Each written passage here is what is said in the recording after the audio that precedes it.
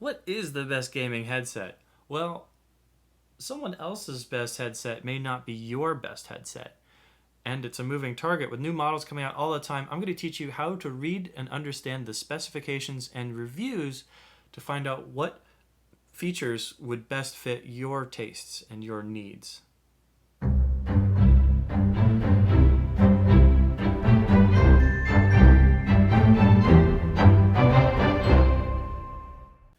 First, we want to address what kind of a gamer are you? First up is the competitive tactical gamer. These guys are all about the win. Then we have the entertainment focused emotional gamer.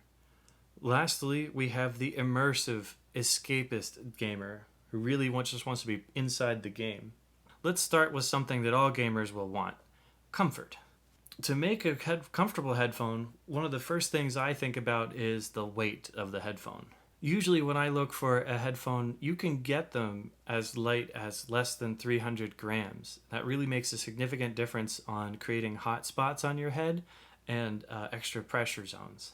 The next thing we'd want to consider is the heat trapped by our headphones. Now, obviously, an open-backed headphone will have more places for the air to vent out and let some of that heat thermal escape than a closed headphone, but sometimes you just need a closed headphone, so you might want to consider what kind of pads you have that feel good with your skin once they do get warm, and inevitably you are going to make oils on your skin and you are going to make things warm. Next up is the clamping force. So clamp is the caliper pressure of how much the headphone will squeeze on your head. Now, some headphones will have a lot more clamping force. That way, they can seal off your ears better and block out outside noise. Also, it gives you a better bass response. And sometimes also, like if you have a heavier headset, a bit of a tighter clamp keeps it from going anywhere when you're going anywhere. So especially for someone who really gets into their game or they're really like competitive and they're going, something that can hold it on there will make it a little bit more comfortable, not having to constantly readjust your headset. However, if you are going to wear it for a marathon time, a tighter clamp is not going to disappear and be forgotten that you're wearing it. Next up is padding and hotspot management. So a hot spot is any spot on the head or ears where you will feel pressure build up and it will start to feel eventually like something hard is pressing on you.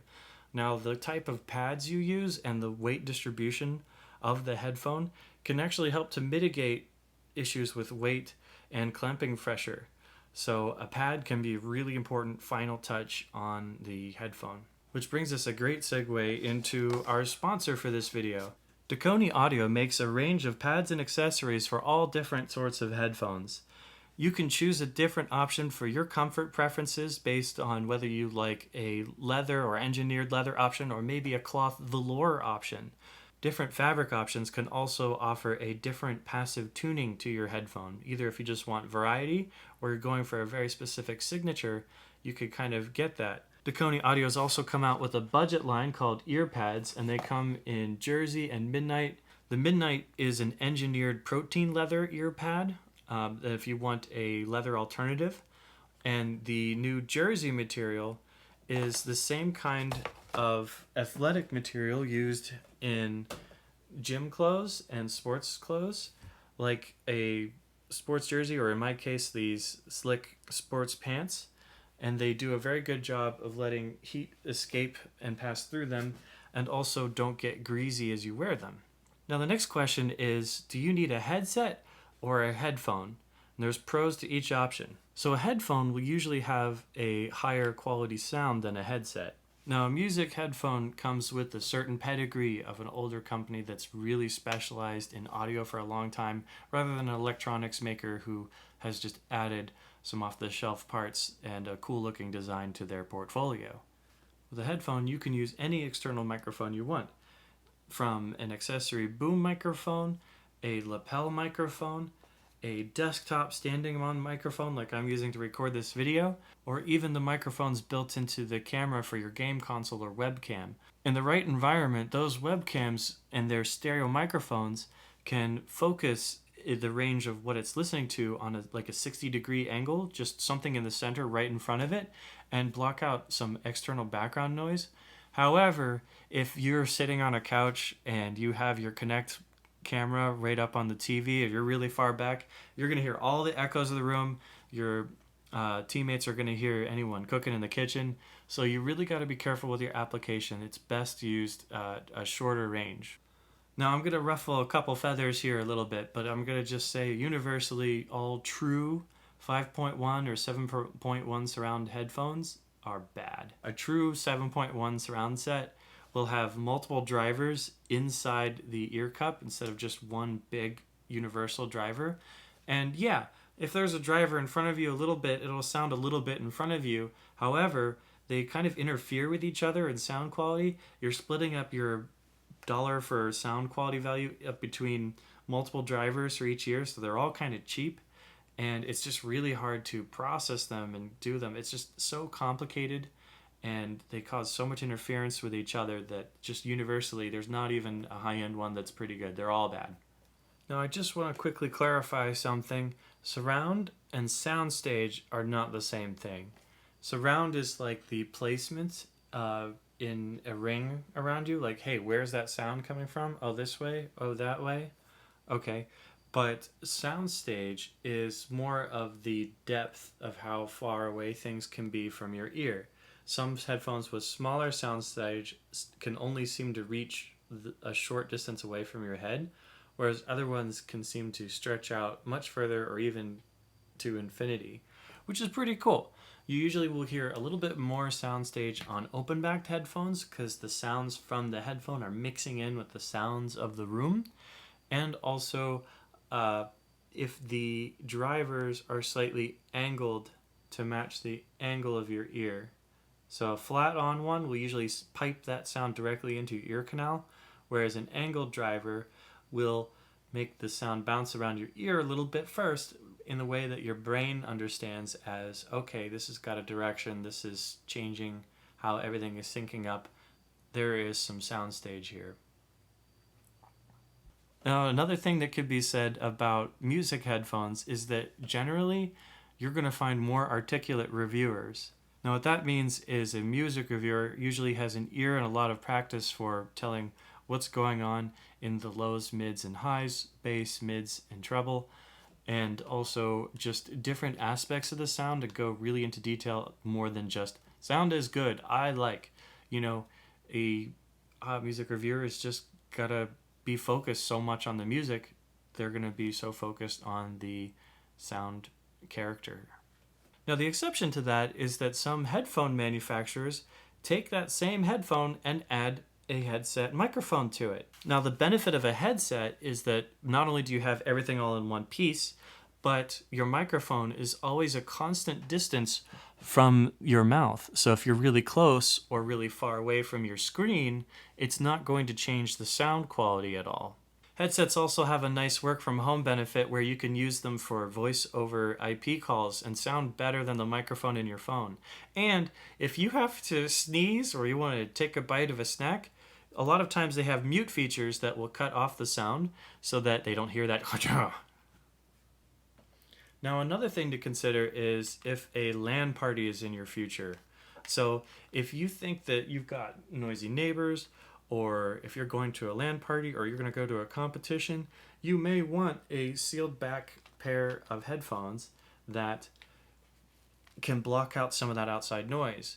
Generally, a closed back headset will have less clarity and less natural feel to it, but if it's a choice between hearing a lot of background noise and blocking that out so you can hear clearly the audio of your game, then maybe you would want that blocked headset.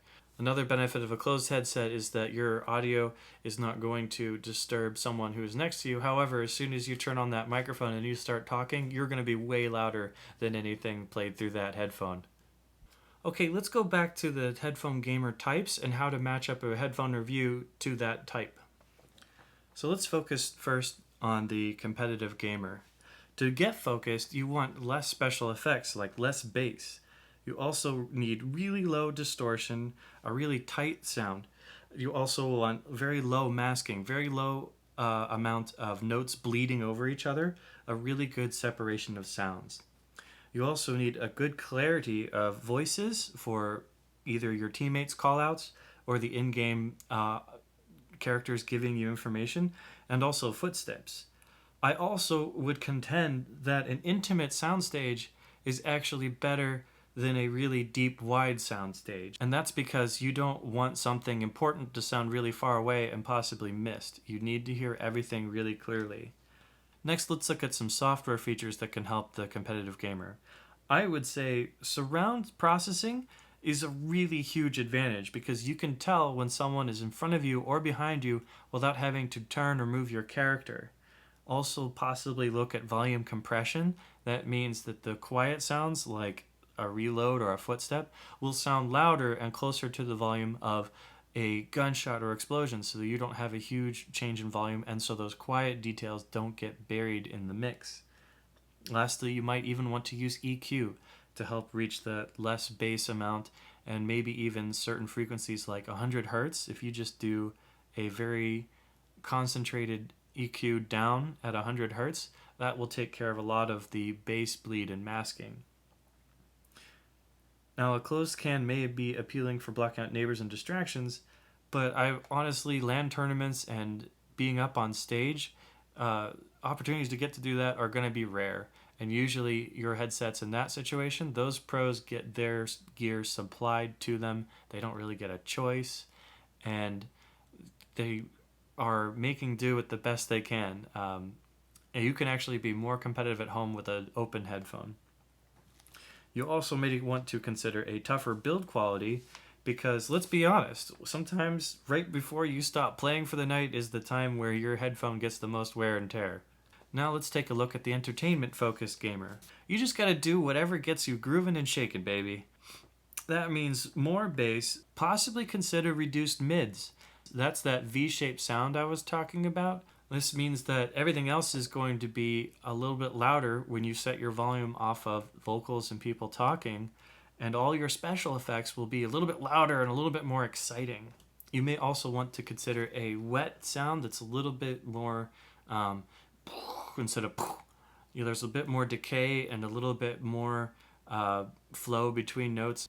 What this creates is a bit of musicality and a cohesion between notes, sounding a little bit more musical rather than focused on analyzing ultimate detail. Now, with the V-shaped sound, there is a potential for fatiguing bass and a higher overall volume, so you'll get tired faster, but if you only have a short amount of time to play, you might as well have a little bit of fun. And there's nothing wrong with doing a little bit of EQ to make your art sound a little bit more artistic. You might also want to consider possibly some haptic accessories where you either feel the vibration on your ear or another part of your body, because the subwoofer, you can feel that physically as well as hear it. So adding that back in could potentially be a little bit more fun. Lastly, let's focus on the gamer that seeks realism.